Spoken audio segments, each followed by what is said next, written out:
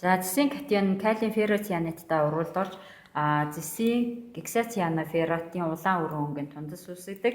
За энэхүү уруулыг туршихын тулд зэсийн сульфатын цайвар цэнхэр өнгийн усамлаас буруу шилэндээ тасалж авлаа. За дээрэс нь калиин гексацианоферратын усмал буюу кали 4 феррумцийн N6 гэсэн шар өнгөтэй усамлаас нэмнэ.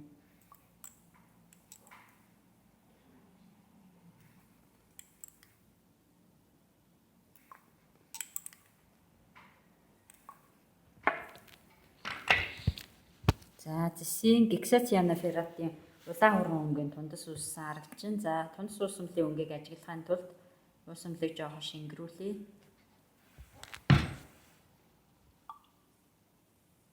За удаандаа зэсийн гексацианоферратын улаан өрөн тундас нь тунах болно.